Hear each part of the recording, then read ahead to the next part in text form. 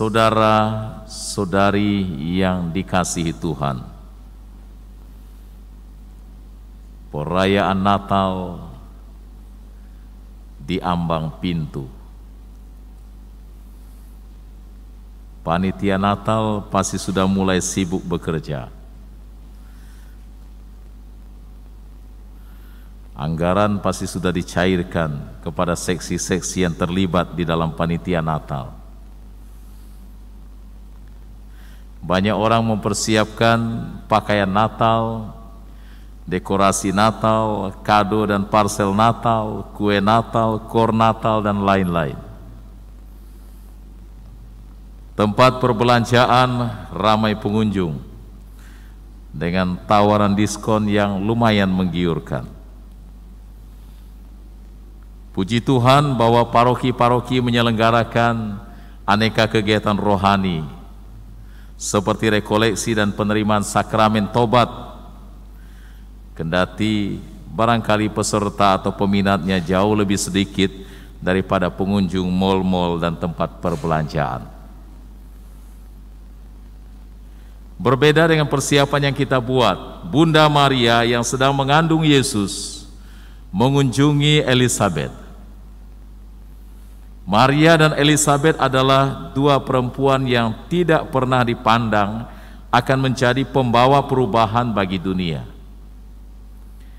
Elizabeth adalah seorang perempuan yang sudah lanjut usia dan mandul.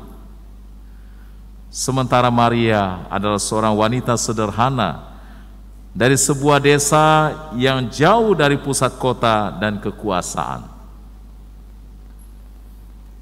Rumah Elizabeth berada cukup jauh di luar kota Yerusalem, dekat pegunungan menuju sebuah kota di Yehuda. Itu suatu perjalanan yang tidak mudah bagi seorang ibu yang hamil seperti Bunda Maria.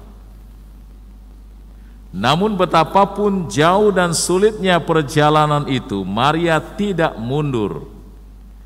Dia berjalan terus sampai mencapai rumah Elizabeth saudaranya. Hal yang menjadi motivasi dari Maria untuk melakukan itu tidak lain dan tidak bukan adalah persaudaraan. Maria mau selalu berada dalam hubungan persaudaraan yang baik, hangat dan penuh sukacita dengan Elizabeth. Perjumpaan Maria dan Elizabeth merupakan perjumpaan antara dua wanita yang memiliki pengalaman iman yang sama. Mereka adalah orang-orang yang telah mengalami kasih Allah, dan mereka ingin saling berbagi sukacita yang telah mereka alami itu secara konkret lewat perjumpaan persaudaraan. Saudara-saudari yang dikasihi Tuhan, kunjungan Maria ke rumah Elizabeth hendaknya menjadi inspirasi bagi kita untuk merajut persaudaraan satu sama lain, secara khusus menjelang perayaan Natal. Perayaan Natal akan berlalu tanpa makna bila hubungan persaudaraan dan kekeluargaan di antara kita kaku dan dingin. Kerap kali saudara-saudari, kita kembali sedih seiring dengan berlalunya masa Natal. Ketika lembar kalender harus disobek dan digantikan lembar kalender baru yang menandai perubahan tanggal, secepat itu juga suasana Natal berlalu. Cukup banyak orang kembali hidup seperti biasa. Orang yang biasa marah kembali menjadi pemarah. Kebencian dan dendam kembali diaktifkan. Genderang permusuhan kembali ditabuh. Damai tersingkir oleh kekerasan. Gereja pun kerap kali kembali sepi. Maka berlakulah lagu itu, aku masih seperti yang dulu. Begitulah berjalan terus-menerus kalau persaudaraan itu tidak kita bangun. Itulah sebabnya kita membayangkan alangkah indahnya hidup jika setiap hari adalah Natal. Hidup akan menjadi lebih baik jika kita membiarkan Yesus lahir, berkunjung, dan tinggal di dalam hati kita setiap hari. Memilih sukacita, meski situasi hidup kita sulit. Memilih damai dan mengabaikan kekerasan. Memilih kasih dan mengesampingkan permusuhan dan balas dendam. Memilih pengampunan dan memadamkan amarah kebencian. Memilih hidup dalam kebenaran dan menolak berkompromi dengan kejahatan. Hidup akan lebih baik ketika kemeriahan dan keindahan Natal tidak hanya tergantung pada hiasan dan lagu-lagu Natal yang indah. Paus Fransiskus mengatakan Natal biasanya pesta yang gegap gempita, tetapi kita bisa memakai sedikit waktu untuk hening, untuk mendengar suara cinta Tuhan. Orang mengatakan cinta Tuhan itu buta, love is blind. Ya benar juga, kalau cinta Tuhan tidak buta, dia akan pilih-pilih. Dia akan mencintai yang ini, mengesampingkan yang ini. Tetapi karena cinta Tuhan itu buta, maka semua kita mengambil bagian dalam cintanya. Walaupun kalau sepasang pemuda dan pemudi ketika jatuh cinta, jerawat pun bagaikan bintang yang berkilauan di langit. Baik kambing pun katanya rasa coklat. Paus juga mengatakan bahwa Natal adalah Anda ketika Anda memutuskan untuk dilahirkan kembali setiap hari dan membiarkan Tuhan masuk ke dalam jiwa Anda. Menjadi tabernakel yang hidup bagi Yesus seperti Bunda Maria yang selalu menjadi tabernakel yang hidup, selalu menyertai Yesus dalam perjalanan sampai ke Golgota, yang selalu kemudian menyertai perjalanan para murid dan menyertai perjalanan gereja sepanjang masa. Pohon Natal adalah Anda ketika Anda mampu bertahan dalam terpaan angin kencang dan kesulitan hidup. Mengapa selalu dipakai pohon cemara? Kan pohon cemara itu tahan dalam segala situasi. Badai, hujan, salju, panas, dia tahan. Maka pohon Natal itu adalah kita sendiri. Ketika kita mampu bertahan dalam terpaan angin kencang dan kesulitan hidup. Karena jalan hidup bahagia itu tidak selalu lurus. Maka kita tidak dipanggil untuk menjadi orang yang dikatakan 14P.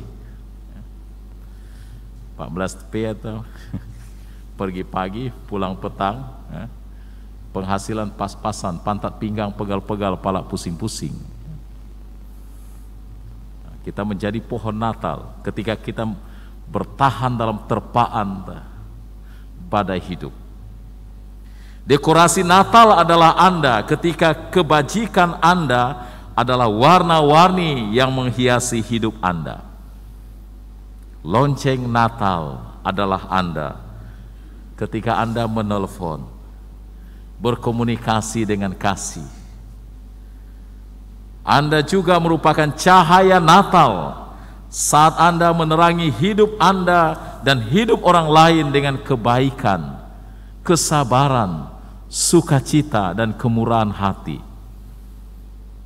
Malaikat Natal adalah Anda saat Anda menyanyikan pesan perdamaian, keadilan, dan cinta kepada orang lain. Dan bintang Natal adalah Anda saat Anda memimpin seseorang untuk bertemu dengan Tuhan. Kita juga orang Majus yang bijak. Saat kita memberikan yang terbaik kepada siapa saja. Musik Natal adalah Anda saat Anda menciptakan harmoni di dalam diri dan keluarga Anda. Hadiah Natal adalah Anda ketika Anda benar-benar menjadi teman dan saudara bagi setiap orang. tidak hanya bersaudara kalau ada maunya, tidak hanya bersaudara kalau ada pilkada. Kartu atau chat Natal adalah Anda saat kebaikan ditulis oleh tangan Anda. Memang sekarang karena pakai chat itu bisa menjadi otomatis. Kalau dulu masih pakai kartu Natal, kami masih frater kan, diberikan uang saku untuk beli kartu Natal. Wah, harus setengah mati mengurutkan siapa nomor 1 yang harus dikirim, karena uang saku terbatas. Kalau sekarang pakai chat, bisa saja tinggal forwardkan semua. Kadang-kadang terima chat ucapan selamat Natal dari orang yang kita tahu tidak pandai berbahasa Inggris pun dikirim dalam bahasa Inggris. Panjang-panjang lagi, di bawahnya nama orang lain.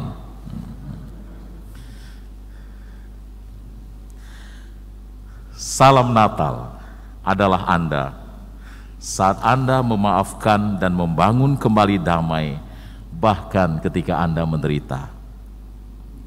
Saudara-saudari yang dikasihi Tuhan, sebelum kita merayakan Natal, kita diajak untuk menjadikan hari-hari hidup kita sebagai Natal yang akan kita rayakan.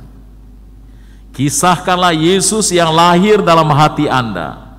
Bawalah kasih Yesus dan sukacita Natal kemanapun kita pergi, kepada siapapun yang kita jumpai dalam perjalanan hidup kita.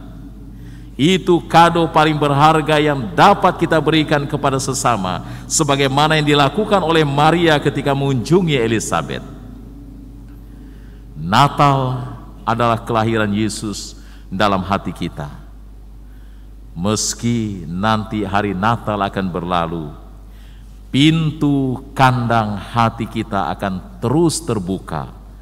Lampu kasih di dalamnya akan terus bernyala, dan bayi Yesus tetap tinggal di sana.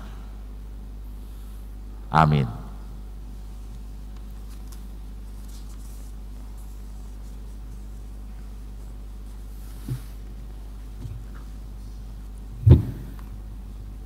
Saudara-saudari, mari kita berdiri untuk mengungkapkan iman kepercayaan kita. Aku percaya akan Allah, Bapa yang Maha